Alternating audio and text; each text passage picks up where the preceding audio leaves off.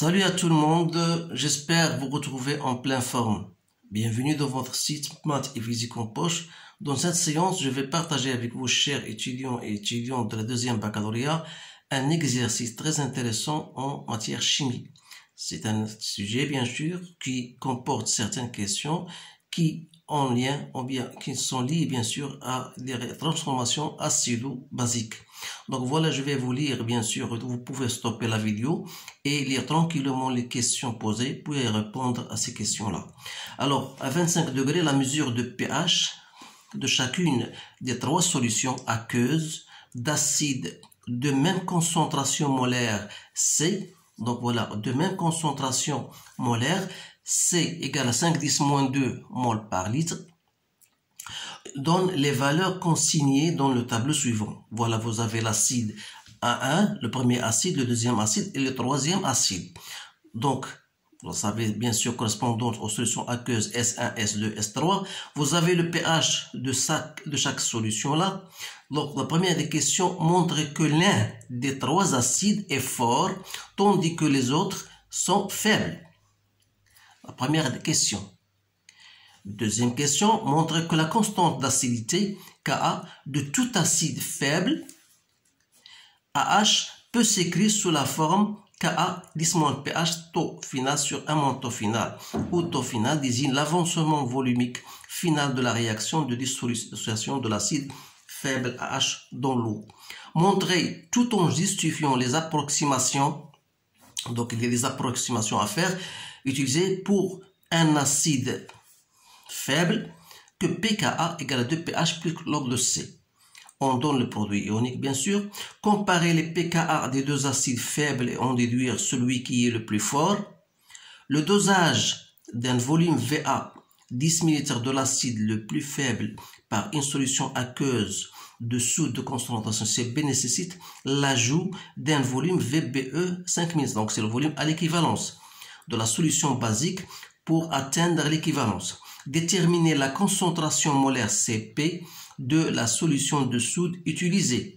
La mesure du pH de la solution S obtenue lorsqu'on ajoute un volume Vb 2,5 ml de la solution aqueuse de soude dont la valeur pH, de pH bien sûr, égale 4,8. Alors, donnez en le justifiant le nom de la solution S et rappelez l'énoncé de sa propriété caractéristique. Donc vous voyez que c'est un problème, que c'est un sujet assez important et comporte surtout les questions que vous avez vues en cours. Donc vous devez d'abord faire une petite révision de vos cours avant d'atteindre bien sûr, d'attaquer bien sûr le sujet. Alors je vais commencer par la première question. Montrer que l'un des trois acides est fort. Donc vous savez que pour un acide fort, vous connaissez déjà la valeur du pH. Donc pour un acide fort, le pH égale à moins log de C. Ça, c'est pour un acide fort. Ça, c'est déjà connu. Donc si j'essaie de calculer le pH pour moi, c'est moins log de la concentration C qui égale à 5,10 moins 2, je trouve égal à 1,30. Ça veut dire ça correspond à quelle solution? Ça correspond à la solution S2. Donc, ça veut dire que A2H est un acide fort. Alors que les deux autres sont faibles. Voilà la réponse à cette question. 2. A. Montre que la constante d'acidité d'un acide HA peut s'écrire. Alors là, avant d'attaquer cette question, il faut d'abord savoir l'équation de dissociation d'un acide HA, bien sûr, bien AH, dans l'eau. Donc ça, c'est simple, vous devez le connaître. Donc c'est A- plus H3O+. Alors, si vous cherchez bien sûr la constante d'acidité, bien sûr c'est normal, vous pouvez la prendre ou bien le déterminer à partir de votre réaction d'équilibre. Donc c'est simple, donc c'est HA, voilà. Donc vous savez que le taux final, puisque vous avez dans votre expression, il y a un taux final, donc vous devez savoir quel taux. Donc c'est quoi X taux final? C'est X final sur, ou bien X à l'équilibre si vous voulez, sur X max. Donc pour nous, c'est la concentration de H3O plus fois V sur C fois V. Donc c'est H3O plus sur C. Donc d'après ça, donc on aura Ka, c'est quoi? C'est H3O plus. C'est quoi H? Donc c'est 10 moins pH.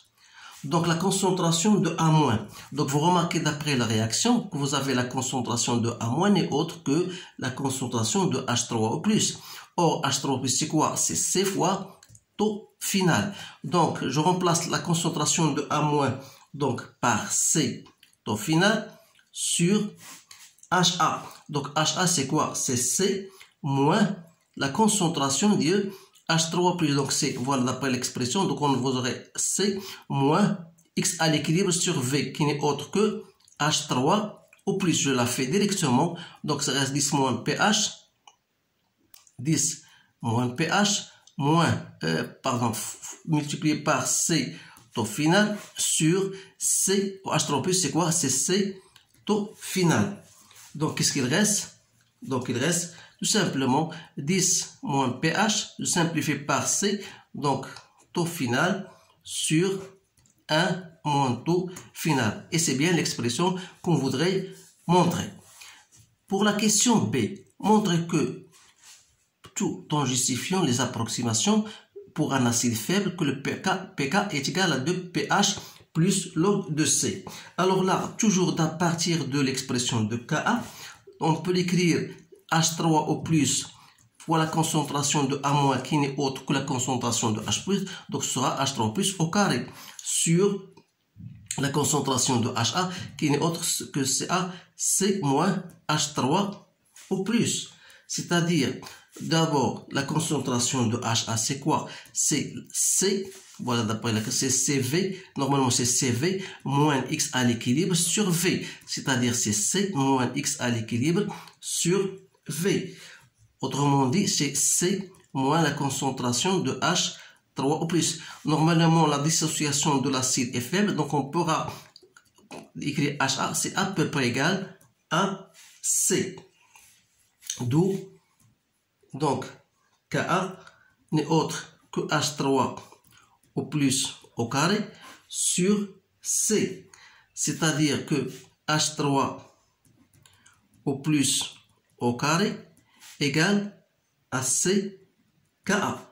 Autrement dit, si je vais entrer avec ln, donc ça veut dire que moins ln de ça, donc c'est-à-dire c'est moins 2 ln de H3 au plus au carré, donc c'est moins 2 ln égale à moins ln de ça, c'est-à-dire c'est moins ln de C.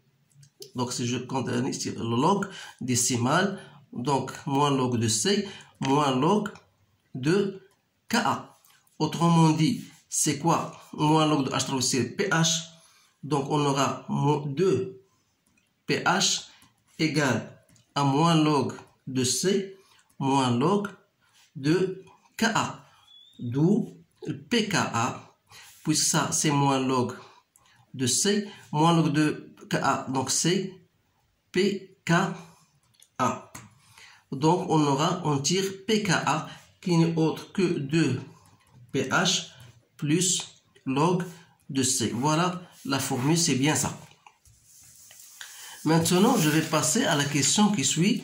Voilà, on passe au dosage cette fois-ci. Donc, quatrième question, le dosage.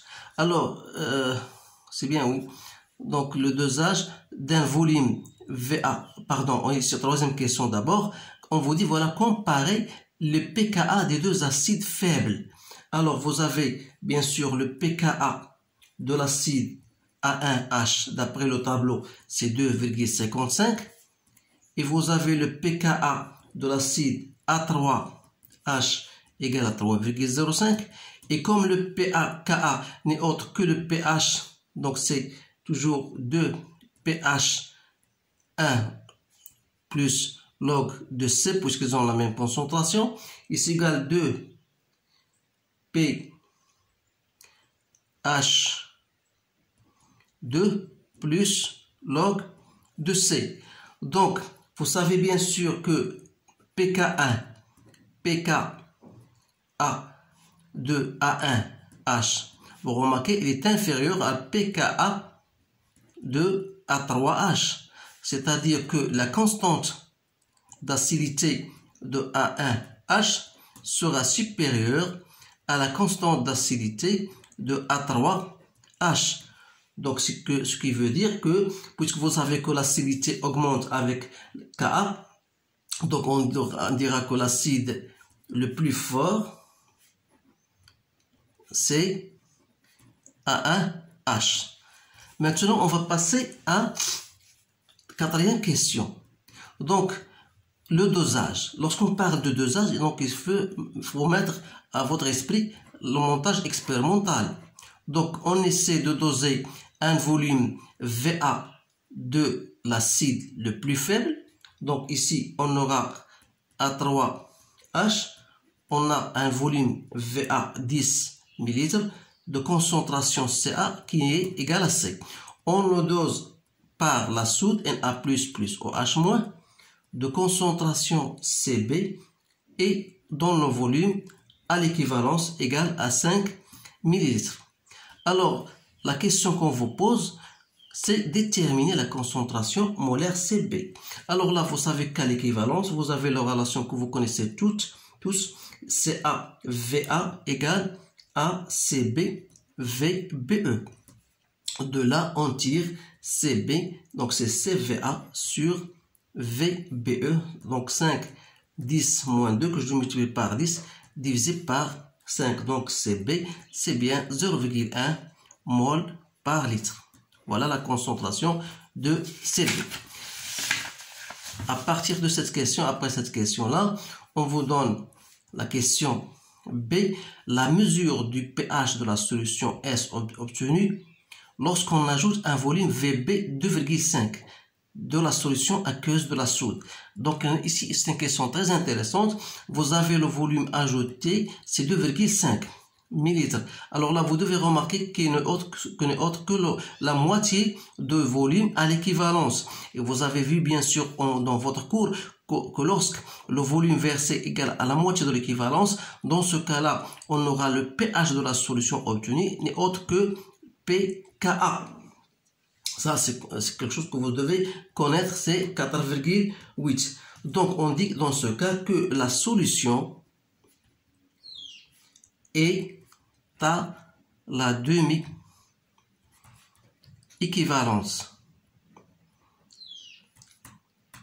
Et le pH varie très peu suite à l'addition variée ou bien modérée, si vous voulez, modérée d'ions H3 au plus ou H-. Donc voilà la réponse à ce sujet. Donc je trouve que c'est un sujet qui mérite d'être partagé avec vous. Donc essayez de le faire 2 ou 3 fois pour fixer bien sûr les idées qu'il y a dans cet exercice-là. Donc je vous remercie de votre attention et je vous dis à bientôt.